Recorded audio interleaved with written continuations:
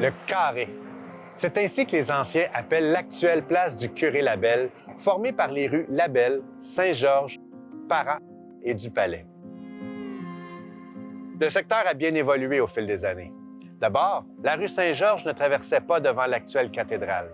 C'est le cimetière qui s'y trouvait jusqu'en 1886. On ouvre la rue quelques années plus tard et le presbytère est le premier bâtiment érigé sur cette nouvelle portion en 1895. De cette époque, seules les maisons Bruno-Nantel et Prévost existent encore. Même les noms de rues ne sont plus les mêmes.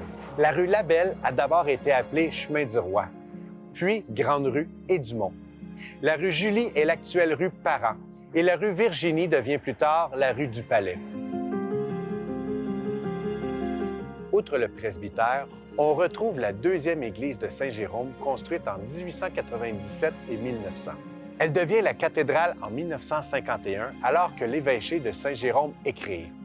60 ans après la mort du curé Labelle, c'est un de ses rêves qui se réalise, faire de Saint-Jérôme le siège épiscopal de la région. Le palais de justice de Saint-Jérôme a longtemps été au sein du carré. Après des années d'attente, Saint-Jérôme devient le chef-lieu du district judiciaire de Terrebonne. La construction d'un nouveau palais se termine en 1924. Son sous-sol est occupé par une prison, qui a d'ailleurs été au cœur d'une célèbre prise d'otage en 1978. À ce jour, c'est la plus longue prise d'otage de l'histoire du Québec. Elle a duré pas moins de 15 jours et s'est heureusement bien terminée malgré la paralysie totale du centre-ville durant cette période. En 1975, le bâtiment est reconnu comme immeuble patrimonial par le gouvernement du Québec. Il prend d'abord le nom de Maison de la culture du Vieux-Palais, puis, en 2009, Maison de la culture Claude-Henri Grignon.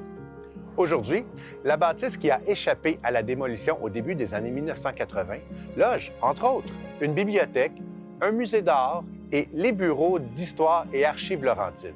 Tout comme le monument au curé Labelle et les rénovations majeures de la cathédrale, la Maison de la culture célèbre son centenaire cette année en 2024.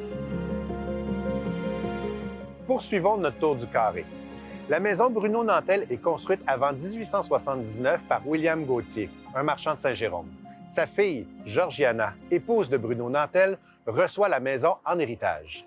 La famille Nantel est très impliquée dans la politique municipale et provinciale. Wilfrid Bruno-Nantel est avocat de profession, sera maire de Saint-Jérôme, député fédéral et ministre du Revenu.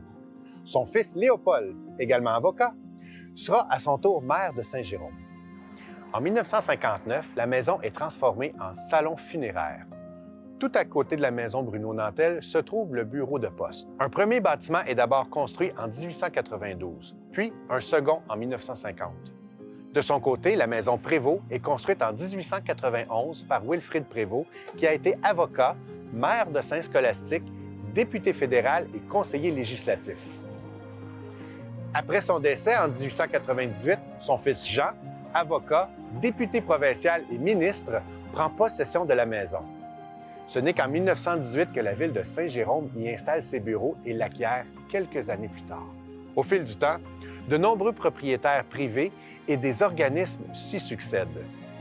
Mais notons entre autres les Chevaliers de Colomb, les Sœurs Grises et, depuis 2018, la MRC de la Rivière-du-Nord. Ce quadrilatère, nommé Place du Curé-Labelle depuis 2004, rappelle le centre historique de la ville de Saint-Jérôme.